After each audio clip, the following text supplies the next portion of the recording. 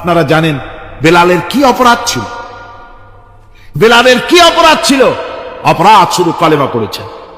এই অপরাধে বেলালকে তারা মেরেছে, তাকে ঘুমাতে দেয় নাই, খাবার দেয় নাই। এরপরে যখন তিনি কালেমা ছাড়েন নাই, হযরতে বেলালকে উটের পায়ের সঙ্গে রশি দিয়া বেঁধে উটকে তাড়ায় দিয়েছে। উট দৌড়াতেছে, বেলাল দড়ির মাথায় বাঁধা। বেলালের শরীরটা পাথরের সঙ্গে আঘাত লেগে লেগে পিঠের চামড়া ছেড়ে যায়, মাথার চামড়া ছেড়ে যায়। উট আর দৌড়াতে পারে না। তখন উটের পা থেকে হযরতে বেলালকে খসিয়ে নিয়ে উত্তপ্ত মরুভূমির উপরে বেলালের রক্তাক্ত শরীরটাকে চিৎ করে শুইয়ে দিয়ে কাফের বেঈমানেরা লোহার রড দিয়ে চতুর্দিকে দাঁড়িয়ে তাকে পিটাচ্ছে আর বলছে, বেলাল এখনো মুহাম্মদের সাল্লাল্লাহু আলাইহি সাল্লামের আল্লাহরে ভুলে যা, লাশ মানাতের উপরে ঈমানে আন। এমন কঠিন সময়ের ভিতরে হযরতে বেলাল একটা আঙ্গুল উঁচু করে বলছেন, আহাদ আহাদ আহাদ, লা ইলাহা ইল্লাল্লাহ, লা ইলাহা ইল্লাল্লাহ, লা ইলাহা ইল্লাল্লাহ। একটু জোরে পড়েন, লা ইলাহা ইল্লাল্লাহ।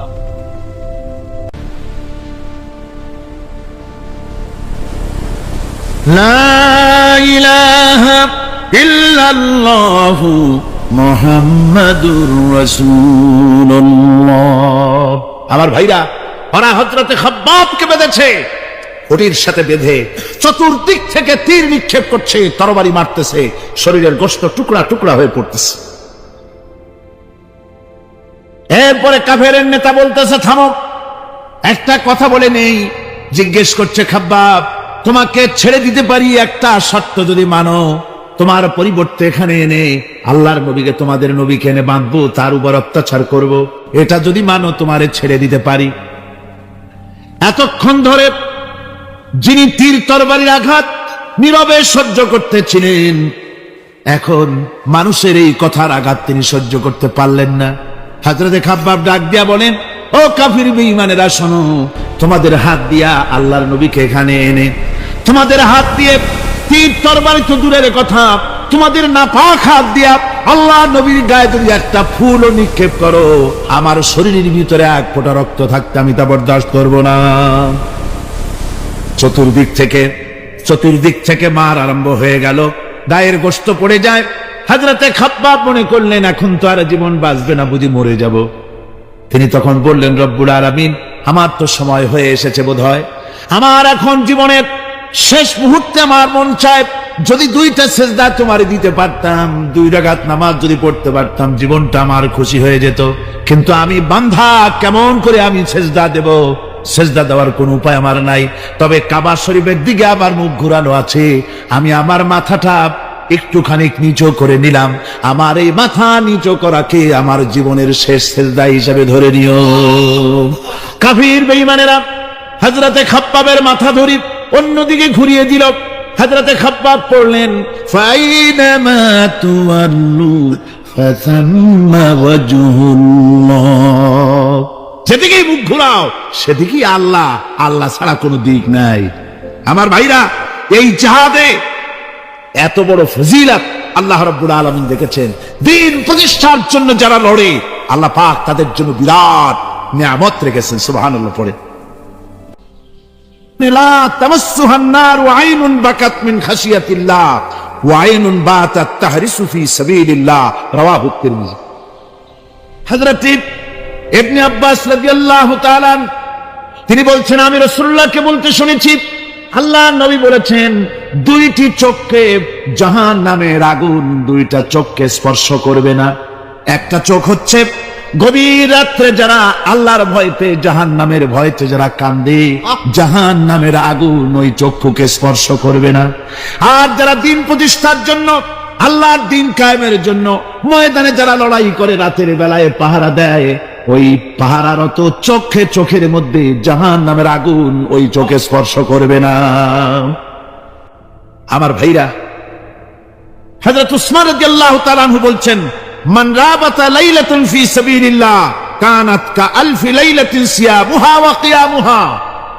হাজার রাত ধরে রোজা রাখলে, হাজার রাত ধরে ইবাদত করলে, আর হাজার দিন ধরে রোজা রাখলে যে সওয়াব হবে, একটা ঘন্টা একটা রাত যদি কেউ পাহারা দেয় আল্লাহর দ্বীনকে প্রতিষ্ঠার জন্য, আল্লাহর দ্বীনের কোন ইসলামী রাষ্ট্রের প্রহরায় যদি কেউ যদি থাকে, একটা রাতে পাহারা দিয়ে যে সওয়াব হবে, হাজার হাজার বছর ধরে নামাজ রোজা করে ওই সওয়াব পাওয়া যাবে না। সুবহানাল্লাহ।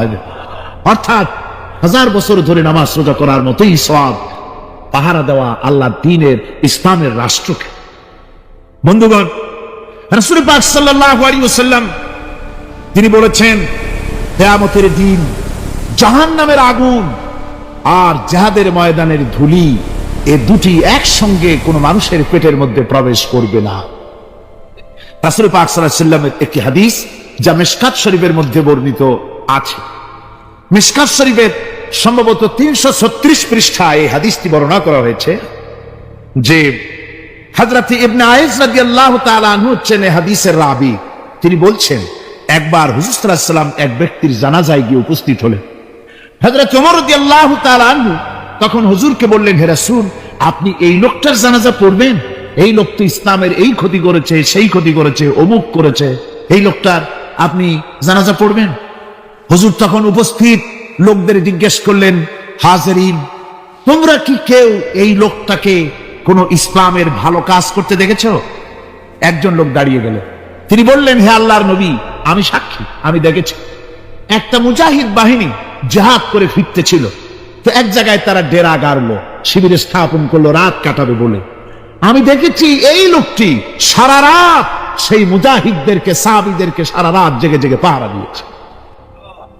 আল্লাহর নবী জানাজার ইমামতি করলেন, আর এরপরে তাকে কবরের মধ্যে মাদফুন করে দিয়ে নবীজি তার কবরের পাশে দাঁড়িয়ে বললেন, ইন্না আসহাবাকা ইয়াযুন্নুনা আন্নাকা মিন আহলিন নার ওয়া আনা আশহাদু আন্নাকা মিন আহলিল জান্নাহ। নবীজি বলছেন, ও কবরবাসী, তোমার সাথীরা মনে করে তুমি জাহান্নামী, আর আমি নবী মুহাম্মদ সাল্লাল্লাহু আলাইহি ওয়াসাল্লাম সাক্ষী দিচ্ছি তুমি বেশক আল্লাহর বেহেশতি, তুমি অবশ্যই আল্লাহর জান্নাতে যাবে। এরপর হযরত ওমরের দিকে ফিরে রাসূলুল্লাহ বললেন, ওমর, মানুষের শুধু বাহ্য দৃশ্যটাই দেখো না, তার অন্তরের জজবাটাকেও কদর করো। সুবহানাল্লাহ ওয়া বিহামদিহি। এই জিহাদের ময়দানে যারা কাজ করে, জান দেয়, মাল দেয়, আল্লাহ পাক তাদের উপরে রহম করেন। এই জিহাদ হচ্ছে এক অগ্নি পরীক্ষা। এই জিহাদটা কি? অগ্নি পরীক্ষা। এমনি এমনি বেহেশতে যাওয়া যাবে না ভাই। আল্লাহ রাব্বুল আলামিন কোরআনে কারীমের মধ্যে বলেছেন, আহাসিবান নাসু আন ইউতরাকু আন ইয়াকুলু আমান্না ওয়া হুম লা ইফতানুন। লোকেরা কি ভেবেছে নাকি যে ঈমান এনেছি এই কথাটা বললেই আমি বেহেশত দিয়ে দিব, মুমিন বলে সার্টিফাই করব? না, যখনই তারা বলবে আমি মুমিন, আমি তখন তাকে অবশ্যই পরীক্ষা করব। এই পরীক্ষায় তাকে পাশ করতে হবে। কোরআনে কারীমে আল্লাহ রাব্বুল আলামিন অনেক জায়গায় এই কথাগুলি বলেছেন। এমনি এমনি ছেড়ে দেওয়া হবে না। আমি অতীতের লোকদেরকেও পরীক্ষা করেছি, তোমাদেরকেও পরীক্ষা করব। পরীক্ষা না দিয়ে কেউ তোমরা বেহেশতে যেতে পারবে না। এই জমিনে তোমাদের আগুনের পরীক্ষা দিতে হবে। পয়গম্বরেরা কষ্ট করেছেন, সাহাবায়ে কিরাম কষ্ট করেছেন। আল্লাহ রাব্বুল আলামিন তিনি বলছেন, আম হাসিবতুম আন তাদখুলুল জান্নাতা ওয়া লাম্মা ইয়াতিকুম মাসালুল লাযীনা খালাউ মিন ক্বাবলিকুম মাসাতহুমুল বা'সাউ ওয়াদ-দাররাউ ওয়া যুলজিলু হাত্তা ইয়াকুলার রাসূলু ওয়াল্লাযীনা মা'হু মাতা নাসরুল্লাহ আলা ইন্না নাসরাল্লাহি করিব। আল্লাহ রাব্বুল আলামিন বলেন, তোমরা কি মনে করেছো যে তোমরা বেহেশতে প্রবেশ করবে, অথচ তোমাদের পূর্বে যারা এই পৃথিবীতে এসেছিল তাদেরকে আমি যেমন পরীক্ষা করেছি ওরকম পরীক্ষা এখনো তোমাদের উপরে আসে নাই, ওরকম বিপদও আসে নাই, মুসিবতও আসে নাই। এমন বিপদ এসেছিল নবীদের উপরে, সাহাবায়ে কিরামদের উপরে, যে বিপদে মানুষ জর্জরিত হয়ে গিয়ে নবী এবং তার সাথী সঙ্গীরা এ কথা তারা মুখ থেকে বেরিয়ে গেছে, মাতা নাসরুল্লাহ, আয় আল্লাহ, তোমার মদত কখন আসবে? তোমার মদত কখন আসবে? মার খেতে খেতে তো শেষ হয়ে গেলাম। এইভাবে যখন মার আসে চতুর্দিক থেকে, আর মুমিনেরা ময়দানে পা জমায়ে টিকে থাকে দিন প্রতিষ্ঠার জন্য, আল্লাহ তখন খুশি হয়ে এক সময় ঘোষণা করে দিবেন, আলা ইন্না নাসরাল্লাহি করিব, আর দেরি নাই, আমার মদত, আমার সাহায্য তোমাদের জন্য অবধারিত। সুবহানাল্লাহ। আমার ভাইরা, বিষয়টা সহজ নয়। শুধু দুইটা সেজদা দিয়া, শুধু তাহাজ্জুদের কিছু নামাজ পড়িয়া আল্লাহর জান্নাতে যাওয়া এত সহজ নয়। রাস্তা খুব কঠিন, রাস্তা খুব। ये शहादत गाहे उल्फत में कदम रखना, ये शहादत गाहे उल्फत में कदम रखना, लोग समझते हैं आसान है मुसलमान होना। এটা হলো শাহাদাতের উত্তপ্ত ময়দানে পা রাখা। লোকেরা মনে করে ইসলাম গ্রহণ করা, মুসলমান হওয়া বুঝি বড় সহজ ব্যাপার। এত সহজ না। আমরা হানফি মাসলাকের লোক, ইমাম আবু হানিফার মাসলাক অনুযায়ী চলি। আমরা মনে করি বেহেশতে এমনি যাব, কিন্তু আমাদের ইমাম সাহেব কি করছেন ওই ইতিহাস আমাদের জানা নেই। খাজা বাবার মহব্বতে অস্থির। রজব মাস আসলে পরে বড় বড় ডেক্সি চড়ায়, সেই ডেক্সির উপরে লাল শালু বিছায়, তারপরে টাকা পয়সা রোজগার বহুত করে। আসলে তো খাজা না, আসলে হচ্ছে ইয়া খাজা কুস্তু আজা, পেট তো ভরে যা। পেট ভরার জন্য পয়সা করে ইনকাম করা। খাজার লা ইলাহা ইল্লাল্লাহ, এই চিশতিয়া তরিকার জিকির গ্রহণ করা হয়েছে, কিন্তু চিশতিয়া তরিকা যে আরেকটা আছে, তারাগার পর্বতে পৃথিবীরাজের সঙ্গে লড়াই করা, সেইটার কাছে নেই আমরা। সেটা ইমাম আবু হানিফা শুধু মস্তাই বলেন নাই, দিন প্রতিষ্ঠার জন্য রক্ত দিয়েছে, ঠিক কিনা? 8 বছর, 8টি বছর পর্যন্ত কারারুদ্ধ ছিলেন। তাকে জিজ্ঞেস করা হয়েছে, ইমাম সাহেব জেলের মধ্যে তো আছেন, কষ্ট হয়? ইমাম সাহেব বলেছেন, না কষ্ট হয় না, তবে মাঝে মাঝে একটু কষ্ট হয় মনে। 2-4 মাস পর পর আমার বুড়ি মাকে এনে হাজির করা হয় জেলখানার মধ্যে, আর আমার মায়ের সামনে আমাকে পেটানো হয়, যেন মা আমাকে বলে যে এদের সাথে একমত হয়ে যা, সেই জন্য পেটানো হয়। আমার মা আমার মায়ের দেখে, আর মায়ের চোখ থেকে পানি পড়তে থাকে, তখন আমার মনে বড় কষ্ট লাগে। তবে আলহামদুলিল্লাহ, মা আমার এমন, আমার মার দেখেন আর হজম করেন, আর আমাকে বলেন খবরদার এক চুলো সিদ্ধান্ত থেকে নড়বা না।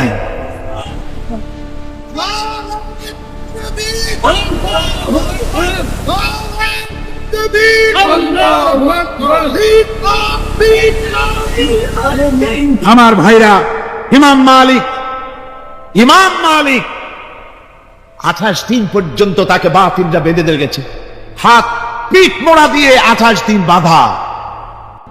এই হাত বাহু থেকে ডিসকানেক্ট হয়ে গিয়েছে, এই বাহুর জোড়া থেকে ডিসকানেক্ট হয়ে গিয়েছিল হাত, 28 দিন পর্যন্ত বাঁধা ছিল। ইমাম আহমদ বিন হাম্বল, ইসলাম বিরোধীরা তাকে পিটাইছে, প্রত্যেকটা চাবুকের সাথে গায়ের গোশত উঠে এসেছে। এই জন্য কবি বলতেছি, पैरवी बू हनीफा की सनद जिंदान है, हम्बली होता है पीठ पर दुर्रे खाने की बात। হানাফি হতে চাও? জেল জরিমানার জন্য প্রস্তুতি নাও। শুধু সবরি কলা খাইয়া বেহেশতে যাওয়া যাবে না, এত সহজ না। আঙ্গুর, বেদানা, সবরি কলা আর দুধের স্বরের উপর ইসলাম আসে নাই। ইসলাম এসেছে তপ্ত ময়দানের উপরে, জান দিয়ে রক্ত দিয়ে ইসলাম প্রতিষ্ঠা হয়ে গোটা দুনিয়ার নির্যাতিত নিপীড়িত জনতার মুখে হাসি ফুটিয়েছে ইসলাম।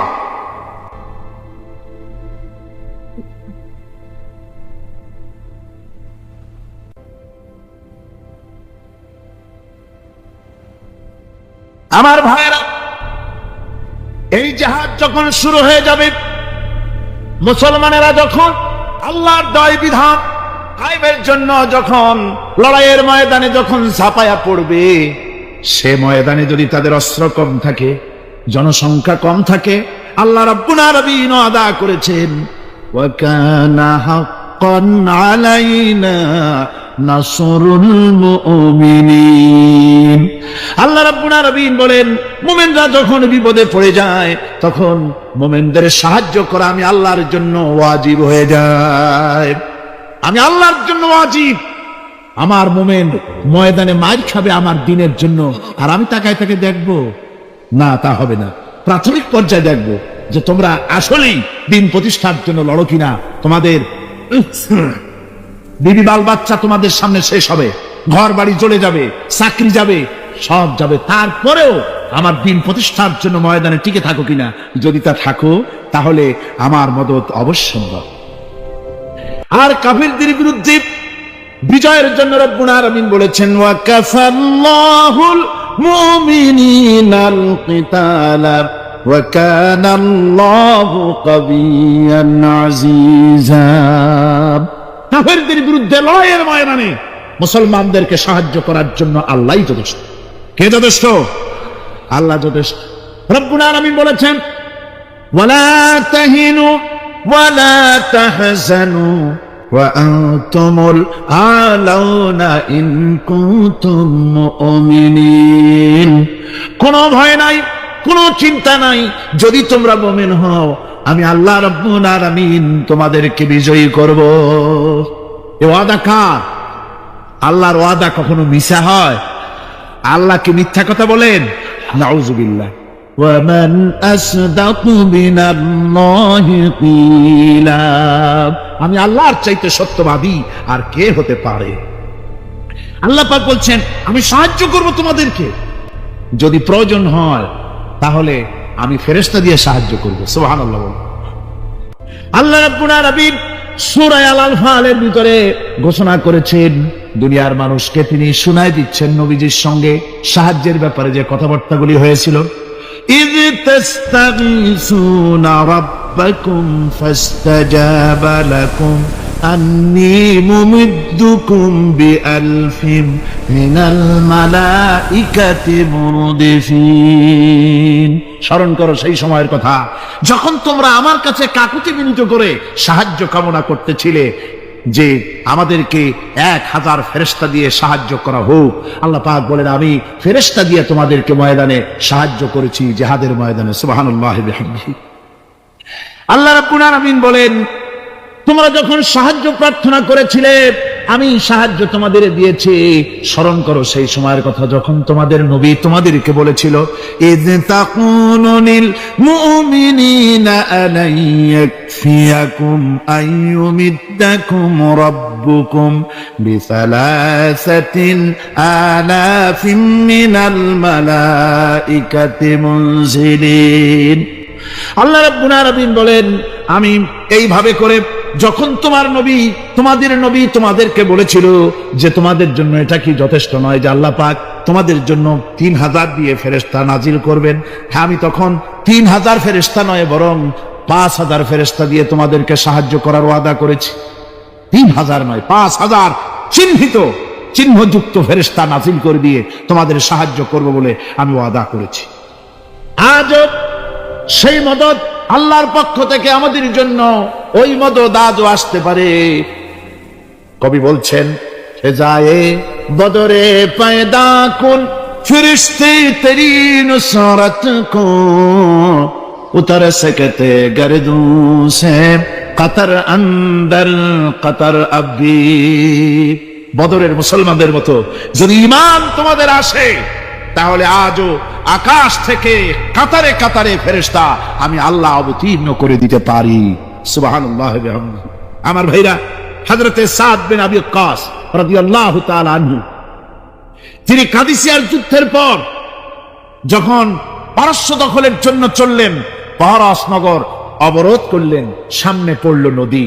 এই নদী পাড়ি দিবেন, সাথে তার হাজার হাজার সৈন্য, এই সৈন্য নিয়ে নদী পাড়ি দিবেন। জিজ্ঞেস করলেন সাহাবীদের, তোমরা কি চাও? ইসলামের আন্দোলন, ইসলামের জিহাদ, আল্লাহর দ্বীন এখানেই শেষ হয়ে যাক, এটা চাও? না ইসলামের এই কলেমার আওয়াজ নদীর ওপারেও নিয়ে যেতে হবে, অথচ আমাদের কাছে কোনো পারাপারের কোনো নৌকা নাই, কি করতে চাও? সাহাবীরা বললেন, আমরা আপনার অর্ডার ফলো করব, আমরা এই নদীর ওপারে গিয়েও কালেমার পতাকাকে উড্ডীন করতে চাই, কালেমার সুশীতল ছায়াতলে গোটা দুনিয়াকে আনতে চাই। হযরতে সাদ তখন বললেন, তাহলে তোমরা সবাই আমার পেছনে পেছনে এই দরিয়ার ভিতরে ঝাঁপিয়ে পড়ো, আর আমার সঙ্গে সবাই উচ্চারণ করো, নাস্তাঈনু বিল্লাহি ওয়া নাতাওয়াক্কালু আলাইহি হাসবুনাল্লাহু নি'মাল ওয়াকিল নি'মাল মাওলা ওয়া নি'মান নাসীর। ইতিহাস লিখতেছি ৬০,০০০ সৈন্য তাদের অশ্ব নিয়ে, তাদের উষ্ট্র নিয়ে, তাদের মালপত্র নিয়ে, জিহাদের সামান নিয়ে শ্রাবণীর খরস্রোতা নদী, উত্তাল তরঙ্গমালায় ভরা নদীর উপর থেকে এই সাহাবীরা পাড়ি দিয়ে ওপার চলে গেলেন। ওপার যাওয়ার পরে হযরতে সাদ বলছেন, তোমাদের কেউ কি হারায় গেছে নাকি? সবাই এদিক ওদিক তাকায়, খোঁজ করে বলল, মানুষ তো দূরের কথা, একটা উটও আর ঘোড়াও একটাও হারায় যায় নাই। একজন বলল, আমার একটা পেয়ালা, যে পেয়ালা আমি পানি পান করতাম, সেই পেয়ালাটা তুফানে ছিটকে কোথায় চলে গেছে, ওইটা হারায় গেছে। হযরতে সাদ বলেন, মুজাহিদের কোন জিনিস দরিয়া নিতে পারে না, অবশ্যই তা ফেরত আসবে। এই কথা তিনি বলতেছিলেন, হঠাৎ করে দরিয়ার কিনারে একটা আওয়াজ হলো, দেখা গেল তুফানের ভিতরে সেই হারানো বাটিটা তাদের মধ্যে ফিরে এসেছে। আল্লাহু আকবার! মুজাহিদদেরকে সাহায্য করেন স্বয়ং আল্লাহ রাব্বুল আলামিন। আফ্রিকার জঙ্গলের কাছে, ভিন্ন ইতিহাস, জঙ্গলের কাছেই মুসলমানদেরকে থাকতে দেওয়া হয়েছিল। মনে করা হয়েছিল জঙ্গলের সমস্ত হিংস্র প্রাণীরা এই মুসলমানদের শেষ করে দেবে, যুদ্ধ করা লাগবে না। হযরতে সাদ সে অবস্থা বুঝতে পারলেন, তিনি একটা মঞ্চ তৈরি করলেন। সেই মঞ্চের উপরে দাঁড়ায় জঙ্গলের প্রাণীদের দিকে লক্ষ্য করে তিনি নোটিশ জারি করে দিলেন, বললেন, ইয়া আইয়াতুহাল হাশারাত ওয়াস সিবাউ নাহনু আসহাবু রাসূলুল্লাহ সাল্লাল্লাহু আলাইহি ওয়াসাল্লাম। হে জঙ্গলের হিংস্র প্রাণীরা, আমরা আল্লাহ রাসূলের সাহাবী, ফাইন্না নাসিলুনা ফামান ওয়াজাদনা বাদাহু কাতালনাহু। আমরা রাসূলের সাহাবী, এইখানে আল্লাহর দ্বীনকে কায়েম করার জন্য আমরা এসেছি, আল্লাহর কলেমার আওয়াজ নিয়ে আমরা এখানে রাত কাটাবো। সুতরাং এই জঙ্গলের ভিতরে হিংস্র প্রাণী যত আছো, সব আমাদের এই জায়গা ছেড়ে অন্যত্র চলে যাও। আফ্রিকার জঙ্গলি মানুষেরা চিন্তা করলো, মানুষের কথা কি জঙ্গলি প্রাণীতে শোনে নাকি, পাগলে কয় কি? তারা তাকায় তাকায় দেখলো, হযরতে সাদের এই ঘোষণার পরে বাঘের কাতারে বাঘ, সিংহের কাতারে সিংহ, সাপের কাতারে সাপ, যার যার ডিম আর বাচ্চাগুলি মুখে কামড়ায়া সাহাবীদের এলাকা ছেড়ে দিয়ে তারা অন্যত্র চলে গেল। আমার মুসলমান ভাইরা, এই ছিল মুসলমানদের ইতিহাস। দ্বীন প্রতিষ্ঠা করার কাজে মুসলমান এগোলে আল্লাহই মদত করেন। কে মদত করেন? বিশ্বকবি, কবি সম্রাট আল্লামা ইকবাল রহমতুল্লাহ আলাইহি বলেছেন, দস্ত দস্ত হ্যায় দরিয়া ভি না ছোড়ে हमने, दस्त दस्त है दरिया भी न छोड़े हमने, बहर जुल्मत पे दौड़ा दिए घोड़े हमने। আমরা সেই মুসলমান, প্রান্তর তো প্রান্তর, আমরা দরিয়ার খরস্রোতা উত্তাল তরঙ্গের উপর থেকে ঘোড়া দাবড়িয়ে আফ্রিকার ভূখণ্ডে কালেমার পতাকা আমরা উড্ডীন করেছি। আমরা সেই মুসলমান।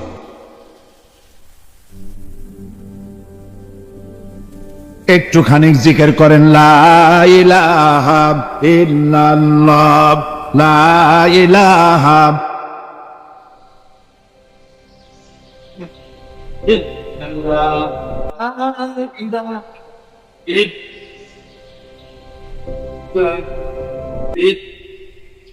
লা ইলাহা ইল্লাল্লাহু মুহাম্মাদুর রাসূলুল্লাহ।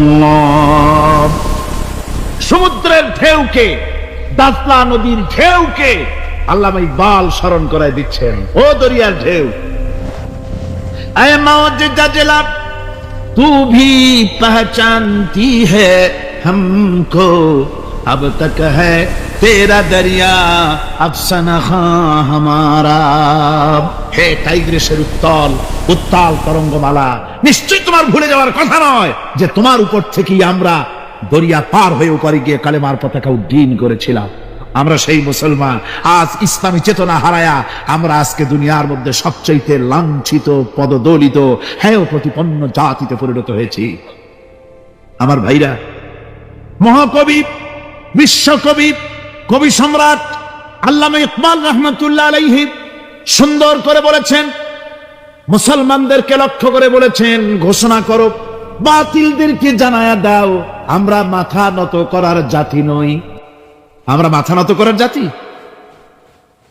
ভারত আজ আমাদের দিকে চোখ রাঙায়, ভারত চোখ রাঙায় তাকায় আমাদের দিকে, দুনিয়ার অনেকেই আমাদের দিকে চোখ রাঙায়।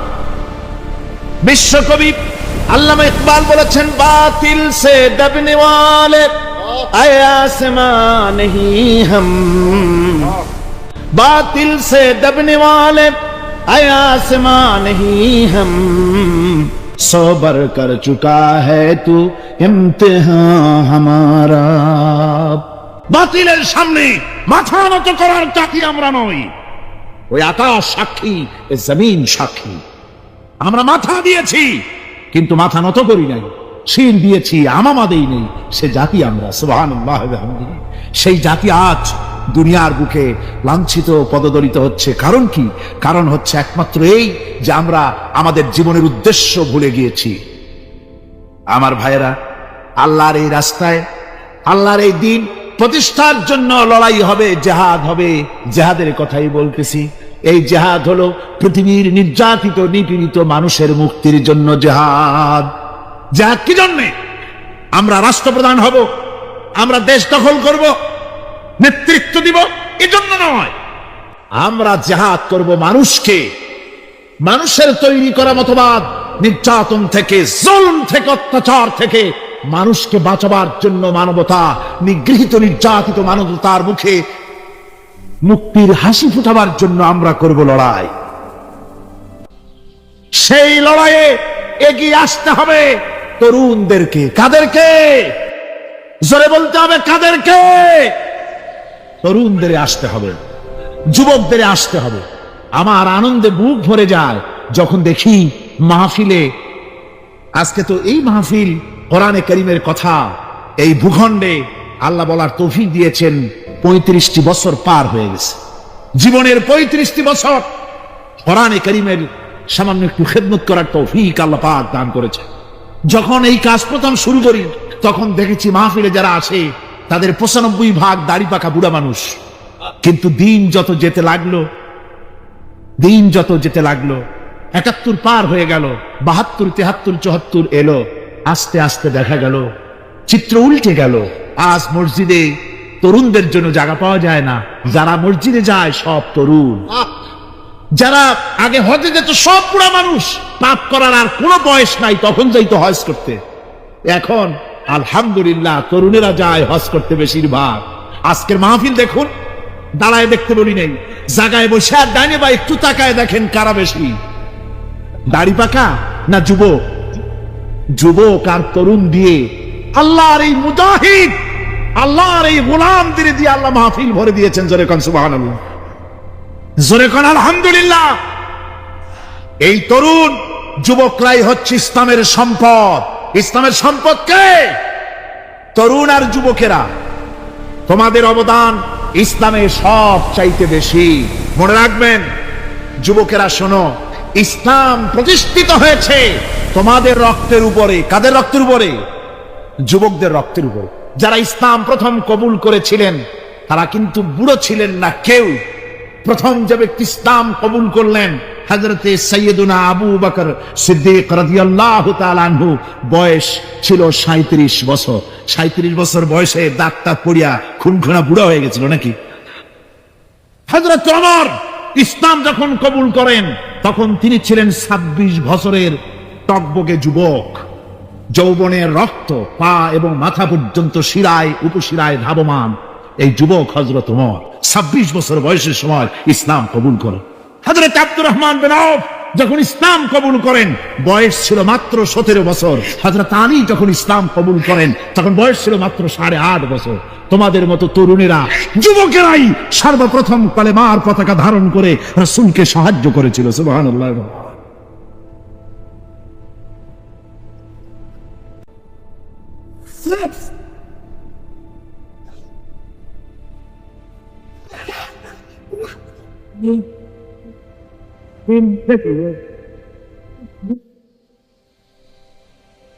আমার মুসলমান ভাইরা থামুন, আমার ভাইরা,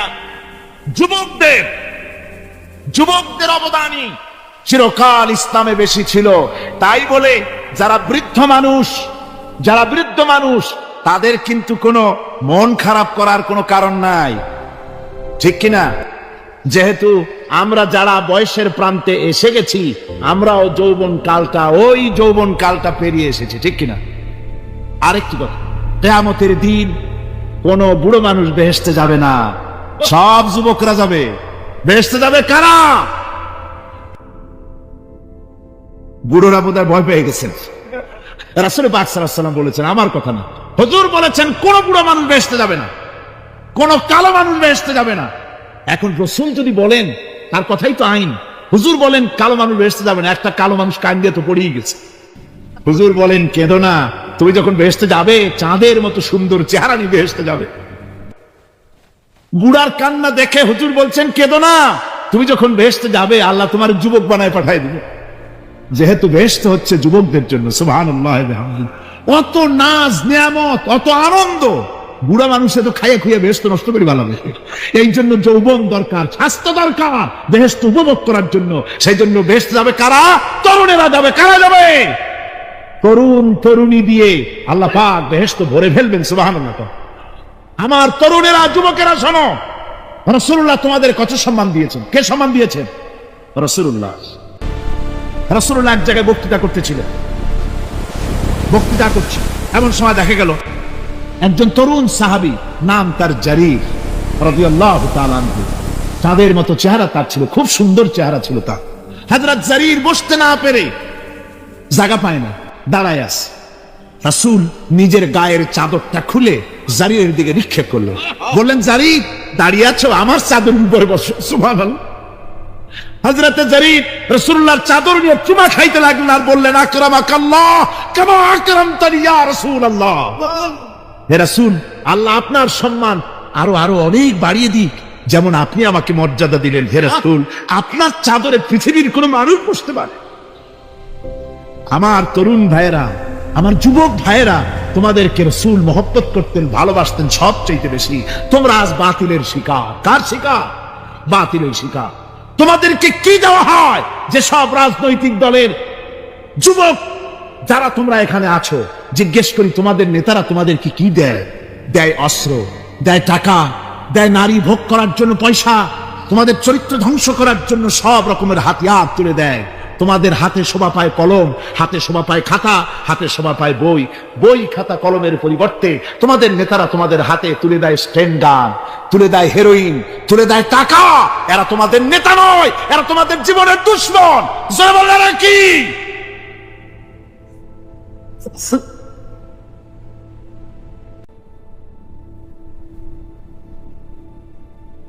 আমার যুবক ভাইয়েরা, আমার কলেজ ইউনিভার্সিটির ছাত্র ভাইয়েরা, একটুখানি মাথা খাটায় চিন্তা করো। তোমার নেতারা যারা ঢাকা থেকে আসে বা এখানে বাস করে, ওই নেতারা যখন রাজনৈতিক প্রোগ্রাম করতে আসে, তখন কি একবারের জন্য তোমাদেরকে বলে, ও ছেলেরা তোমরা কি নামাজ ঠিক মতো পড়ো কিনা? বলে? এই যে রোজা আসতেছে, খবরদার বাবারা তোমরা রোজা রেখো, এরকম কথা বলে নাকি? তোমার উস্তাদদের সম্মান করো, এ কথা বলে নাকি? বরং টাকা দেয়, পয়সা দেয়, যে শিক্ষক তোমার মতের উল্টা করবে ঠ্যাঙ্গাইয়া জনমের মতো টাইট করে দিবা, ঠিক কিনা? তোমার নেতারা কি কোনোদিন বলে নাকি, ও আমার সংগঠনের ছেলেরা মা বাপের খেদমত করবে, মা বাপের সম্মান করবে, খবরদার মা বাপের সঙ্গে বেয়াদবি করবে না, সন্ত্রাস করবে না, অস্ত্রবাজি করবে না, মানুষকে কষ্ট দিবে না, এমন কোনো কথা বলে না? আমার যুবকেরা শোনো, ওরা টাকা দিয়ে, অস্ত্র দিয়ে, পয়সা দিয়ে, মদ দিয়ে, ওরা নিজেদের ক্ষমতা টিকায় রাখার জন্য তোমাদেরকে লাঠির মতো ব্যবহার করে। সুতরাং আজকের তরুণদেরকে বুঝতে হবে, তরুণেরা ভালো করে বোঝো, তোমরা রাসূলের সৈনিক।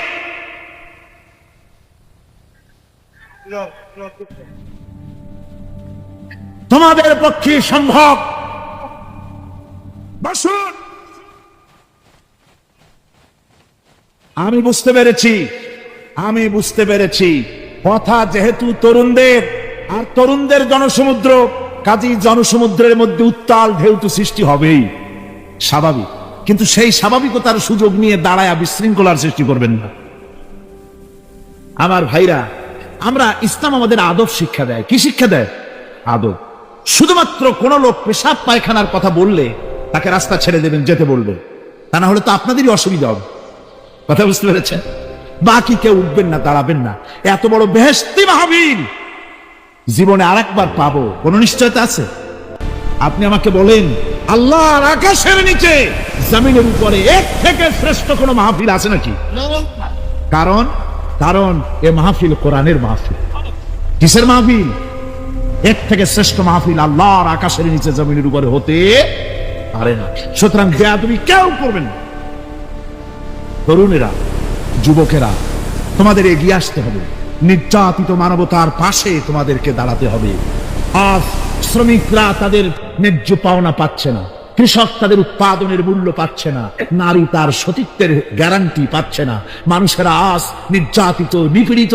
সারা পৃথিবীতে Bosnia, Algeria, Somalia, Palestine, Kashmir, Burma, Philippines, Bharat, পৃথিবীর সর্বত্র নির্যাতিত মুসলমানদেরকে বাঁচাবার জন্য আমার খালিদ বিন ওলীদের উত্তরসূরিরা, সালাউদ্দিন আইয়ুবী, জামালউদ্দিন আফগানি, হযরত আলী উত্তরসূরি, আজকের মাহফিলের যুবক আর তরুণরা, তোমরা কি রক্ত দিতে পারবে?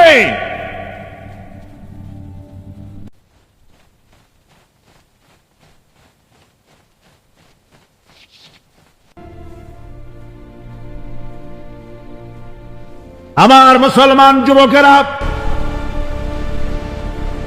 আল্লাহর রাস্তায় আল্লাহর রাস্তায় রক্ত দিলে তার অবস্থা কি হবে শোনো। আল্লাহ রাব্বুল আলামিন বলেছেন, ওয়ালা তাকুলু লিমান ইউকতালু ফি সাবিলিল্লাহি আমওয়াত বাল আহইয়াউ ওয়ালাকিন লা তাশউরুন। আল্লাহ রাব্বুল আলামিন বলেন, আমার রাস্তায় যারা নিহত হয়েছে, আমার রাস্তায় যারা জীবন দিল, ওরা মরে গেছে এই কথা তোমরা বলো না। ওরা জিন্দা। ওরা কি? আমার রাস্তায়, আমার দিন প্রতিষ্ঠার জন্য, মানবতার মুখে হাসি ফুটাবার জন্য, নির্যাতিত মানবতার গোলামীর জিনজির থেকে তাদেরকে বাঁচাবার জন্য সংগ্রাম করতে গিয়ে যারা জীবন দিল, ওরা মরে নাই, ওরা জিন্দা। ওরা কি? জিন্দা। আল্লাহ বলেন, আল্লাহ পাক বলেন, ওরা জিন্দা তোমরা জানো না, আমার কাছ থেকে তারা রিজেক্ট প্রাপ্ত হয়। যারা শহীদ হয়, শাহাদাতের কথা শুনে যাদের ভয় লাগে, অস্ত্রের খোঁচা খায়া, গুলি খায়া, বায়োনেট খায়া, ড্যাগারের গুতা খায়া মরা, জানি কত যন্ত্রণা। নবীজি বলতেছেন, আন আবি হুরায়রা রাদিয়াল্লাহু তাআলা আনহু আন্না রাসূলুল্লাহ সাল্লাল্লাহু আলাইহি ওয়াসাল্লাম মা ইয়াজিদু শাহীদু মিন মাসিল কাতল কামা ইয়াজিদু আহাদুকুম মিন মাসিল কারছা। তিরমিজি, নাসাই। আল্লাহ নবী বলেছেন, হযরত আবু হুরায়রা হাদিসটি বর্ণনা করেছেন, নবীজি বলেছেন, শাহাদাতের মওত হলো তোমাদের কেউ যদি আরেকজনকে একটা চিমটি কাটে, ওই চিমটি কাটায় যতটুকু যন্ত্রণা, শাহাদাতের মওতের চাইতে বেশি কিছু যন্ত্রণা নয়। শাহাদাতের মওতটা হচ্ছে একটা সেতু। এটা কি সেতু? এটা ব্রিজ। এপারে দুনিয়া, ওপারে আল্লাহ। সুবহানাল্লাহ ওয়া বিহামদি। মরার সাথে সাথে দিদার ইলাহি নসিব হয়ে যাবে। সুবহানাল্লাহ ওয়া বিহামদি। সাহাবায়ে কেরাম, আপনি চিন্তা করেন, তাদের মা, বাবা, বিবি, বাল, বাচ্চা, সন্তান সবকিছুকে ফেলে রেখে আল্লাহর দ্বীনের জন্য রক্ত দিতে পেরেছেন। কি কারণে? জীবনকে তাদের কাছে তুচ্ছ মনে হয়েছে। এই জীবন জীবন নয়, ওই জীবনই তো সবচেয়ে সেরা জীবন, যে জীবনে আমার মাওলা আমার উপরে খুশি হয়ে যাবে। সুবহানাল্লাহ। আমার মাবুদ আমার উপরে খুশি হয়ে যাবে। ওইটা হচ্ছে সবচেয়ে নিয়ামতের মওত। এই জন্য রাসূল সাল্লাল্লাহু আলাইহি ওয়াসাল্লাম বলেছেন, কেউ যদি শাহাদাতের তামান্না করে দিল থেকে, সে যদি তার বিছানায়ও মরে, আল্লাহ পাক ওটাকে শাহাদাত হিসেবে ধরে নেবে। হযরত ওমর রাদিয়াল্লাহু তাআলা আনহু দোয়া করতেন, আল্লাহুম্মা রযুকনি শাহাদাতান ফি সাবিলিক ওয়াজআল মাউতি ফি বালাদি রাসূলি। আয় আল্লাহ, তুমি দয়া করে মেহেরবানি করে আমাকে শাহাদাতের পেয়ালা পান করাও। শাহাদাতের মওত সবচেয়ে নিয়ামতের মওত। নিয়ামতের দিন এই শহীদ তার আত্মস্বজনের ব্যাপারে 70 জন লোকের ব্যাপারে আল্লাহর কাছে সুপারিশ করার মতো পাওয়ার লাভ করবে। শহীদ। ভাইরা, এ শাহাদাত নসিব হওয়ার জন্য তামান্না আমাদের দিলের মধ্যে থাকা উচিত। আল্লাহ দ্বীন প্রতিষ্ঠার জন্য প্রয়োজনে আমরা জান দিব, মাল দিব। পারবো না? পারবো কিনা? আমার ভাইরা, আব্দুল উজ্জা মক্কা শরীফের বাড়ি, 20 বছরের যুবক, কলিজার মধ্যে সবসময় চায় এতিম মানুষ, বাপ মারা গেছে, একেবারে ছোট অবস্থা, খুব গরিব। চাচা তাকে বড় করেছে, চাচা তাকে ঘর দিয়েছে, বাড়ি দিয়েছে। বুখারীর হাদিস, বুখারী শরীফে এসেছে।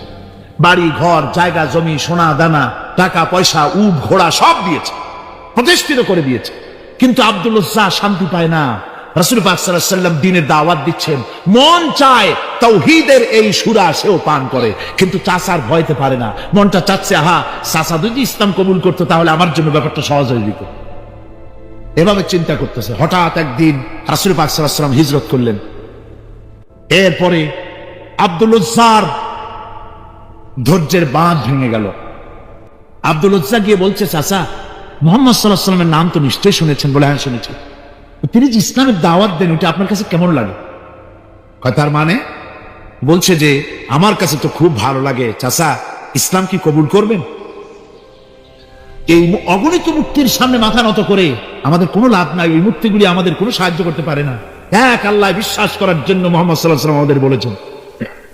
চাচা বলছে, খবরদার, এই কথা যদি আবার উচ্চারণ করো তাহলে আমি তোমাকে যা দিয়েছি সব ছিনায় নেব। আব্দুল উজ্জা বলছেন, তাহলে আর আমি সহ্য করতে পারলাম না। চাচা, আপনার সামনেই আমি ঘোষণা করলাম, একদিন চাপা রেখেছি, আর পারলাম। আমি ঘোষণা করে দিলাম, লা ইলাহা ইল্লাল্লাহু মুহাম্মাদুর রাসূলুল্লাহ। চাচা বলল, তুমি এর পরিণতি জানো? আব্দুল উজ্জা বলল, কি পরিণতি? চাচা বলতেছি, এই কলেমা পড়ার কারণে আমি তোমাকে যা দিয়েছিলাম, ঘোড়া দিয়েছি, উট দিয়েছি, বাড়ি দিয়েছি, সব আমি তোমার কাছ থেকে ছিনাইলাম, সব ফেরত দিতে হবে। তিনি বললেন, আমি রাজি আছি, আমি রাজি আছি। আপনি আমার সোনা দানা, ঘোড়া, উট আর ঘর বাড়ি যা দান করেছেন, এই দুনিয়াটার মালিকও যদি আমারে বানাই দিতেন, আমি এর বিনিময়ে কলেমা পড়া থেকে আর আমি নিজেকে থামায় রাখতে পারি না। বলে, আমার সব আমাকে ফেরত দাও। বলল, দিলাম, যা আপনি দিয়েছেন সব আপনাকে ফেরত দিলাম। চাচা বলছে, জায়গা জমি, টাকা পয়সা, সোনা দানা সব পেলাম, তোমার গায়ে যে জামা, তোমার পরনের যে লুঙ্গি, ওটা আমার টাকার খোলো। আব্দুল উজ্জা বললেন, আপত্তি নাই। জামা খুলে দিলে, পরনের লুঙ্গিটাও খুলে দিলে। 20 বছরের যুবক এই অবস্থায় চলে গেলেন মায়ের কাছে। মা আব্দুল উজ্জাকে এই অবস্থায় দেখে 2 চোখ চেপে ধরলেন। বললেন, বাবা, তোমার এই অবস্থা কেন? ছেলে বলছে, মা, ইমান আনার কারণে আমি সব হারায় ফেলেছি, আমার আর কিছুই নাই। ইমান আনার কারণে আমার এই অবস্থা হয়েছে। মা বলছে, বাবা, আমার কাছে কি চাও? ছেলে বলছে, মা, আমি চলে যেতে চাই মদিনায়, আল্লাহর নবী মুহাম্মদুর রাসূলুল্লাহ সাল্লাল্লাহু আলাইহি ওয়াসাল্লামের দরবারে চলে যেতে চাই। আমি একটু বস্ত্র চাই। মা একটা পুরানা কম্বল তার হাতে দিয়ে দিলেন। আব্দুল উজ্জা কম্বলটাকে ছিঁড়ে এক টুকরা কোন রকম হাঁটুর উপরে জড়ায় নিলেন, আর এক টুকরা গায়ে দিয়ে নিলেন। আব্দুল উজ্জা আবার বহু কষ্ট করে মরুভূমি পাড়ি দিয়ে মদিনা মুনাওয়ারায় চলে গিয়ে বাবি জিবরিল থেকে ঢুকে আসহাবে সুফফার চবুতরার সামনে বসে আছেন, ছেঁড়া কম্বল পরা। এবার বিশ্ব নবী, দুনিয়া আখিরাতের বাদশা জনাবে মুহাম্মদ রাসূলুল্লাহ সাল্লাল্লাহু আলাইহি ওয়াসাল্লাম যখন মসজিদের নিজের ঘরের থেকে দরজা খুলে বেরিয়েছেন, দেখেন এক যুবক বসা, একটা আধাটা কম্বল পরা, হাঁটুর উপরে কোন রকম করে রানটা, লজ্জাস্থানটা ঢাকার, গায়ে একটা ছেঁড়া কম্বল। তার এই অবস্থা দেখে হুজুর জিজ্ঞেস করেন, তুমি কে? যুবক বলছে, আমি আব্দুল উজ্জা। ইসলাম কবুল করার জন্য আমার সব ছিল, আমি কম ধনী ছিলাম না। আমার চাচা সব নিয়ে গেছে, সিনাই রেখেছে, আমার লুঙ্গিটাও দেয় নাই। ঘটনা সব তিনি খুলে খুলে বললেন। হুজুর বললেন, তোমার নাম আব্দুল উজ্জা নয়, তোমার নাম আব্দুল্লাহ। আব্দুল্লাহ জুলবাজাদাইন তার নাম। হযরত আব্দুল্লাহ জুলবাজাদাইন কি রাসূলুল্লাহ দিয়া দিলেন, আসহাবে সুফফাদের সাথে মিলাই দিলেন, এখানে থাকো, খাবার আসতে পরে খাবে। তাদের সব সময় খাবার থাকতো না। আসহাবে সুফফায় তারা থাকতেন যাদের ঘর নাই, বাড়ি নাই, থাকার জায়গা নাই। ক্ষুধার জ্বালায় যখন তারা অতিষ্ঠ হয়ে যেতেন, নবীজি ঘরের থেকে তাহাজ্জুদের জন্য যখন বেরোতেন, ক্ষুধার্ত সাহাবীরা রাসূলের চেহারা দেখার সঙ্গে সঙ্গে ক্ষুধা নিবৃত হয়ে যেত। হযরতে রাসূল পাক সাল্লাল্লাহু আলাইহি ওয়াসাল্লাম আব্দুল্লাহকে ওনাদের মধ্যে ভিড়ায় দিলেন। আব্দুল্লাহ এবার কোরআন শরীফ পড়ে। কোরআন শরীফ পড়তে গিয়া চিল্লায় চিল্লায় তিনি পড়েন, আস্তে আস্তে পড়েন না। সাহাবীরা বিরক্ত হয়ে রাসূলের কাছে নালিশ করলেন যে বড় চিল্লায় কোরআন পড়ে, আমাদের নামাজেও ডিস্টার্ব হয়। হুজুর বলেন, সাহাবীরা কেউ আব্দুল্লাহর ব্যাপারে কোনো কথা বলবে না, তারে চিল্লাইতে দাও, যেহেতু ঈমানের জন্য তারে বড় মূল্য দিতে হয়েছে। পরনের লুঙ্গিটা পর্যন্ত আনতে পারে নাই, যত খুশি চিৎকার করেছে আল্লাহর কালাম পড়ুক। তাবুকের যুদ্ধ, রাসূলুল্লাহ তাবুকের দিকে রওনা করেছেন। 30,000 সৈন্য নিয়ে রওনা করেছেন। ওই জিহাদে মানুষেরা প্রাণ ভরে রাসূলুল্লাহকে সাহায্য করেছেন। মেয়ে লোকেরা নাকের ফুল, কানের দুল, গলার হাল খুলে খুলে রাসূলের কদম মোবারকে দিয়ে দিয়েছে। ধনীরা টাকা পয়সা সব দিয়েছে। হযরত আবু বকর তো যা ছিল সব এনে দিয়েছে, কিছু ছিল না ঘরে। রাসূল রওনা করলেন। প্রতিমধ্যে হযরত আব্দুল্লাহ জুলবাজাদাই আল্লাহর নবীর খেদমতে হাজির হয়ে বলেন, হুজুর সবাই তো সব দিল, আমার কিছুই নাই, কিছু দিতে পারলাম না। হুজুর আপনি আমার জন্য দোয়া করেন, আমি যেন এই তাবুকের ময়দানে কাফেরদের বিরুদ্ধে লড়াই করে যেন শহীদ হয়ে যেতে পারি। মাল দিতে পারি নাই, কিন্তু আল্লাহর জন্য যেন আমার জীবনটা দিয়ে দিতে পারি। ও চট্টগ্রামের যুবকেরা, তরুণেরা, তোমাদের মতো 20 বছরের তরুণ হযরতে আব্দুল্লাহ জুলবাজাদাইন শাহাদাতের তামান্না করে রিসালাতে মাহবের কাছে দাঁড়িয়েছেন। হুজুর বললেন, একটা গাছের বাকল নিয়ে আসো। একজন একটা বাকল নিয়ে এলো। রাসূলুল্লাহ এই বাকলটা আব্দুল্লাহ জুলবাজাদাইনের হাতে লাগাই দিলেন। রাসূলুল্লাহ বললেন, আয় আল্লাহ, আমি আব্দুল্লাহর রক্ত কাফেরদের জন্য হারাম করে দিলাম। হযরত আব্দুল্লাহ বলছেন, ইয়া রাসূলুল্লাহ, আমি চাইছিলাম শহীদ হব, আর আপনি আমার রক্তটা হারাম করে দিলেন কাফেরদের জন্য।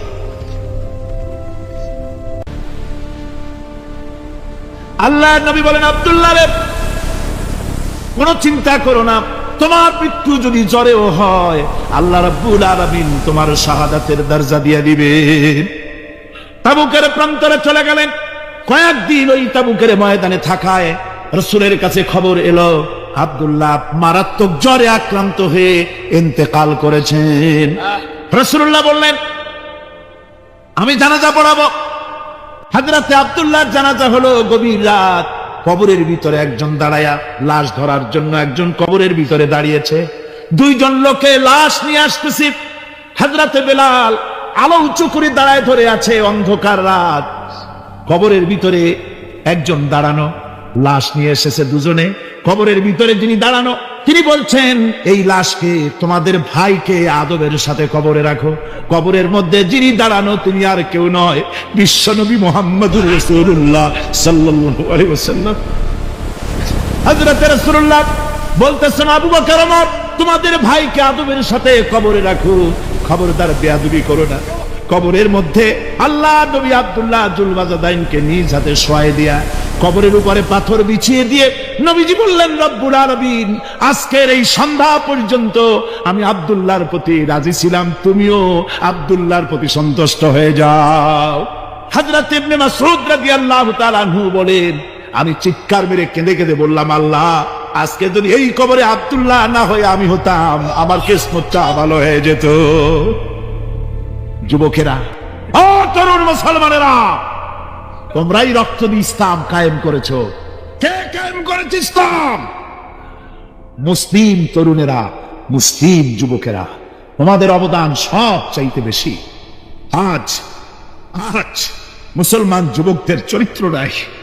মদ, জুয়া, জেনা, ব্যভিচার করে করে সর্বনাশ করে দেওয়া হলো।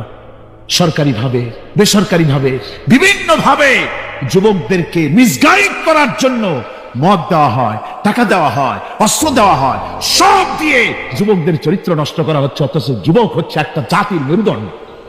জাতির কি মেরুদণ্ড? এই মেরুদণ্ডকে ঘুরে ধরেছে, এই মেরুদণ্ড নষ্ট করার ব্যবস্থা করা হয়েছে। আমার মুসলমান ভাইয়েরা, হাদিস থেকে শোনো, বদরের প্রান্তরে যুদ্ধ হবে। রাসূলুল্লাহ সাহাবায়ে কিরামদেরকে রেডি করেছেন, কিন্তু এই যুদ্ধটা বড় মারাত্মক, এই জিহাদ বড় মারাত্মক। জেহাদ হবে, চাচার বিরুদ্ধে ভাতিজা জেহাদ করবে, বাপের বিরুদ্ধে সন্তান অস্ত্র ধারণ করবে, ভাইয়ের বিরুদ্ধে ভাই অস্ত্র ধারণ করবে। কোন জায়গা? বদর। কোন জায়গায়? বদর। মক্কা থেকে যারা আসতেছে সব চাচা ভাই মামু খালু এরা আসতেছে, আপন আপন লোকের বিরুদ্ধে অস্ত্র ধারণ করবে। এটা কি সহজ? কোন এটা কি সহজ? রাসূলুল্লাহ যুদ্ধের কথা মানুষকে বুঝাচ্ছেন, একটু ইতস্তত করছেন। হযরত রাসূল পাক সাল্লাল্লাহু আলাইহি ওয়াসাল্লাম যুদ্ধের কথা সাহাবায়ে কিরামদের সামনে পেশ করতেছেন আর একটু ইতস্তত করতেছেন। এই কঠিন যুদ্ধে সাহাবীরা কিভাবে মেনে নেবে? রাসূলের মনের অবস্থা বুঝতে পেরে হযরত মিকদাদ রাদিয়াল্লাহু তাআলা আনহু বর্ষিয়ান সাহাবী তিনি দাঁড়ায় গেলেন। তিনি দাঁড়ায় বলছেন, ইমদি বিনা ইয়া রাসূলুল্লাহ হাইসু মা তাশা। হে রাসূল, আপনি আমাদেরকে নিয়ে চলুন, আল্লাহ যেদিকে আপনাকে যেতে বলে, হাইসু মা তাশা আয় হাইসু মা আমারাকাল্লাহ, যেদিকে আল্লাহ আপনাকে যেতে বলেন আমাদেরকে নিয়ে আপনি সেদিকে চলেন। ইন্না লা নাকুলু লাকা কামা ক্বালা বানু ইসরাঈল লিমূসা আলাইহিস সালাম ইযহাব আনতা ওয়া রাব্বুকা ফাকাতিলা ইন্না হাহুনা কাঈদুন। আমরা মুসা আলাইহিস সালামের উম্মতের মতো বলবো না যে হে মুসা তুমি আর জিবরাইল আর তোমার আল্লাহ যুদ্ধ করো, আমরা ঘরে বসে আরাম করি। এই কথা আমরা বলবো না হুজুর। বাল ইযহাব আনতা ওয়া রাব্বুকা ফাকাতিলা ইন্না মাআকুমা মুকাতিলুন। হে রাসূল, বরং আমরা বলবো আপনি যুদ্ধ করুন, আপনি আমাদের নিয়ে চলুন, আমরা লড়বো আপনার সাথে কাফেরদের বিরুদ্ধে, ততক্ষণ পর্যন্ত লড়বো মা দামাত আইনুম মিন্না তাতাররাফ। ও রাসূল, যতক্ষণ আমাদের চোখের একটা পাতাও নড়ে ততক্ষণ আপনার সাথে আমরা লড়বো। সুবহানাল্লাহ। মানে জীবন যতক্ষণ আছে আপনার সাথী হয়ে কাফেরদের বিরুদ্ধে লড়তে থাকবো। হুজুর খুব খুশি হয়ে গেল। হুজুর কি হলে? দারুণ খুশি হয়ে গেল। আল্লাহ নবী খুশি হয়ে বললেন, ও সাহাবীরা, তোমাদের মানসিক অবস্থা যখন এই কুবু বিনা ইলা জান্নাতিন জান্নাতুন আরদুহা কারদিস সামাওয়াতি ওয়াল আরদ। ও সাহাবীরা, তোমাদের মানসিকতা যখন এমন, তখন আমার সাথে তোমরা দাঁড়াও, আমার সাথে ওঠো, আমার সাথে চলো জান্নাতের দিকে। রাসূলুল্লাহ বলছেন আমার সাথে চলো বেহেশতে। কোন বেহেশত? এমন বেহেশত যে বেহেশতের বিশালতা আর প্রশস্ততা ওই বিশাল আকাশ আর জমিনের চাইতেও বেশি। এই বিরাট জান্নাতের দিকে চলো আমার সাথে। ফাকামা উমাইর বিন হামাম ওয়া কানা ইয়াকুলু তামাম। যুবকেরা, তোমাদের মতো তরুণ, তোমাদের মতো এক যুবক যার নাম উমাইর, তিনি দাঁড়িয়ে গেলেন, হাতে ছিল খোরমা খাচ্ছিল। দেখেন না, বক্তৃতা হয় মাঠে, ওয়াজ নসিহত হয়, আর যুবকেরা দাঁড়ায় দাঁড়ায় বাদাম খায়, হয় না? ওই সাহাবী ওই সময় তো বাদাম টাদাম হয়তো পায় নাই, খোরমা খাচ্ছে, খোরমা চাবাচ্ছে, বিসি ফালাই দিতেছে, আর এইভাবে খাচ্ছে আর হুজুরের কথা বলছে। হুজুরের কথা শুনে উমাইর বলছেন, বাহ বাহ, এটা একটি আঞ্চলিক শব্দ, এর অর্থ হচ্ছে আয়মা আযমাহু ওয়া মা আহসানাহু। হে রাসূল, আপনি কত সুন্দর কথা বললেন, আপনি কি বিশাল কথা বলেছেন, কত বড় কথা বলেছেন। জিহাদ করলে, জান দিলে এমন বেহেশত পাবো, জান্নাতুন আরদুহা কারদিস সামাওয়াতি ওয়াল আরদ, যে বেহেশতটা হবে ওই বিশাল আকাশের চাইতেও বিস্তীর্ণ, এমন বেহেশত পাবো। ওয়াল্লাহি লাউ কুনতু হাইয়ান হাত্তা আকুলাহুন্না ইন্নাহা লাহায়াতুন তাওয়িলা। আল্লাহর কসম, আমি যদি হাতের সবগুলি ফরমা খেতে যাই তাহলে তো অনেক সময় লাগবে, বেহেশতে যেতে দেরি হয়ে যাবে, অনেক দেরি হয়ে যাবে বেহেশতে যেতে। ফারামা বিহিন্না, হাতের সবগুলি ফরমা তিনি ফেলে দিলেন। ও যুবকেরা, হযরত ওমর তোমার মতো যুবক ফরমা খাওয়া সহ্য করলেন না আল্লাহর জান্নাতে যাওয়ার লোভে। জান্নাতে যেতে দেরি হয়ে যাবে, আল্লাহর সঙ্গে দিদার করতে দেরি হয়ে যাবে, এই মনে করে হাতের খোরমাগুলি ফালায় দিলেন, জিহাদের ময়দানে ঝাঁপায়ে পড়লেন। হাদিস শরীফে এসেছে, উমাইর জিহাদ করে বেশ কিছু কাফেরদেরকে নিহত করে নিজেও শহীদ হয়ে গেলেন। রাসূলুল্লাহ বদরের শাহাদাতের জানাজা করার সময় একজন সাহাবী বলে দিলেন, হুজুর এই সেই উমাইর, আপনি যখন বেহেশতের কথা বলছিলেন, খুরমাগুলি খাওয়ার তর সহ্য হয় নাই বেহেশতে যাওয়ার জন্য, এই সেই উমাইর, আল্লাহর নবী উমাইরের কাছে দাঁড়ায় আঙ্গুল দিয়ে তার শরীরের দিকে দেখায় বললেন, ইন্নাকা মিন আহলিহা। ও যুবক, যেই বেহেশতের জন্য খুরমা খাওয়ার সময় তুমি পাও নাই, আমি নবী সাক্ষী দিচ্ছি তুমি অবশ্যই সেই বেহেশতের অধিবাসী। ওই বেহেশত তোমার জন্য। সুবহানাল্লাহ। আমার ভাইরা, কিয়ামতের দিন এই জান্নাত আল্লাহ রাব্বুল আলামিন দান করবেন ওই সব লোকদের জন্য যারা জান দিবে, মাল দিবে, রক্ত দিবে আল্লাহর দ্বীনের জন্য। কিসের জন্য? আল্লাহর দ্বীন কায়েমের জন্য। যারা জান মাল ওয়াকফ করে দেবে, জীবনকে উৎসর্গ করে দেবে, তাদের জন্য আল্লাহ পাক এই বিরাট নিয়ামত রেখেছেন। তরুণদের বলতে চাই, যুবকদের বলতে চাই, আর বাতিলের পেছনে ঘুরো না। আর তোমার ওই সব নেতাদের পেছনে ঘুরো না যারা নিজেরাও নামাজ পড়ে না, তোমাকেও নামাজের কথা বলে না। তারা নিজেরা মিথ্যা কথা কয়, তোমরা টের পাও না? কি বলেন, টের পাওয়া যায় না? মারামারি করে নিজেরা আর বদনাম দেয় অপরের উপরে। চোখের সামনে যারা এরকম পারে, চোখের সামনে যারা এরকম পারে, তাহলে রাত দিন 24 ঘন্টা তাদের আমলটা কেমন? এদের পেছনে ঘুরে কোনো লাভ নাই। কোনো লাভ আছে? হ্যাঁ, একটা লাভ আছে। সেই লাভটা হচ্ছে টাটকা কিছু সুখ পেতে পারো, কিছু মদের টাকা, কিছু হোটেলের টাকা, কিছু পরের মেয়ে নিয়ে ঘোরার টাকা, কিছু ভ্রমণের টাকা, কিছু অস্ত্রপাতি, কিছু ত্রাস সৃষ্টি করা। আর ত্রাস সৃষ্টি করবা, কয়টা অস্ত্রের মালিক হইছ? যুবক, তরুণ, বিপদগামী তরুণদের বলবো, সরকার অননুমোদিত অস্ত্র যাদের কাছে আছে, শুনে রাখো, এই অস্ত্র কাউকে ক্ষমা করে না। এই অস্ত্র কাউকে ক্ষমা করে না। সাপ পোষার মতো, যে সাপ তুমি দুধ কলা দিয়ে পোষো, ওই সাপ তোমাকে আবার দংশন করবে। ওঝা মরে না? মরে না। সাপ খেলা যারা দেখায় তারা মরে কিনা? ওই সাপেই তাকে কাটে। সুতরাং গভর্নমেন্ট অনুমোদিত অস্ত্র তোমার কাছে, পাইপ গান, রিভলভার, স্টেন গান, এলএমজি, আদমজি, কত রকমের অস্ত্রপাতি যুবকদের কাছে। ঘুম নাই, সারা রাত অস্ত্র থাকে কাছে, আর কি কি লাল পানি খাইয়া চোখ দুইটা থাকে এত বড় বড়, দেখলেও ভয় করে। মাথায় ভাল্লুকের মতো চুল। মানুষ মারো তোমরা, মানুষ মারো। আহা, যারে মারলা একটুখানি হিউম্যানিটি, বিবেক দিয়ে চিন্তা করো। যাকে মেরেছ ওই রাত্রে তার বাড়ির কাছে যাও, ওই রাত্রে গোপনে তার বাড়ির কাছে গিয়ে দেখো তার মা কিভাবে তার সন্তানের জন্য কাঁদতেছে, মায়ের কোলটা খালি হয়েছে বলে কিভাবে কাঁদতেছে, তার বাবা কিভাবে কাঁদতেছে, তার বউ থাকলে কিভাবে ছটফট করতেছে, তার কলিজার টুকরা সন্তান থাকলে কিভাবে আব্বা আব্বা বলে কাঁদতেছে। যারে গুলি করে মেরেছো একবার বাড়ির কাছে গিয়ে কান পাতা শোনো। মনে রাখো যুবক, সন্ত্রাসীরা, শুনে রাখো, অস্ত্র দিয়া মানুষকে যারা মেরেছো, আল্লাহর কসম করে বলি, যেভাবে মেরেছো ওইভাবে তোমাকেও নিহত হতে হবে, কোনো সন্দেহ নাই। বাড়িতে গিয়ে ডায়েরিতে লিখে রাখো আমার কথা। থামুন। বাড়িতে গিয়ে ডায়েরিতে লিখে রাখুন, ডায়েরিতে লিখে রাখো, যদি তুমি কাউকে হত্যা করে তার বউকে যদি বিধবা বানায় থাকো, তোমার বউ বিধবা হবেই, কোনো সন্দেহ নাই। তুমি যদি কারো ছেলেকে এতিম বানায় থাকো, তোমার ছেলেকে আল্লাহ এতিম বানায় রাস্তায় ভিক্ষা করায় ছাড়বে। তুমি যদি কারো বাপকে মাকে কাঁদায় থাকো, আল্লাহ রাব্বুল আলামিন তোমার মা বাপকে কাঁদাবে। তুমি যদি বেয়নটের খোঁচা দিয়া, ড্যাগারের খোঁচা দিয়া একটা মানুষকে যদি বুক ফেড়ে থাকো, তোমার বুকটা ঝাঁকড়া করে দেওয়ার মতো অস্ত্র আল্লাহ তৈরি করে রেখেছে। বিশ্বাস করো, বিশ্বাস করো। অননুমোদিত অস্ত্র থানায় জমা দিয়ে দাও, মসজিদে ঢোকো, নামাজ পড়ো, চরিত্রবান হয়ে যাও। তোমাদের প্রতি আমার উদাত্ত দাওয়াত, আমার বুক ভরা দরদ। তোমাদের বিরুদ্ধে আমাদের কোনো বিদ্বেষ নাই, হিংসা নাই, আছে কলিজা বড় দরদ। দেখতে পাচ্ছি জাহান্নামের দিকে যাচ্ছ। এ পথটা কোন দিকের পথ? যারা বলেন কোথার পথ?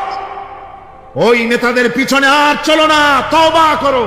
ওই নেতাদের পিছনে আর যাবে না যারা তোমাদেরকে টাকা দেয় আর অস্ত্র দেয়, যারা তোমাদেরকে মদ দেয় আর নারী দেয়, ওদের পেছনে আর চলবে না। ওয়াদা করো। যুবকরা কি পারবে ওয়াদা করতে? ওই সব নেতাদের পিছনে জীবনে আর যাবে না। ওয়াদা করতে পারো? হাত উঁচু করে দেখাও যুবকেরা। আল্লাহকে ভালোবাসলে চ্যানেল সাবস্ক্রাইব করুন, ইসলাম প্রচার সহযোগিতা করুন, চ্যানেলটি সাবস্ক্রাইব করুন।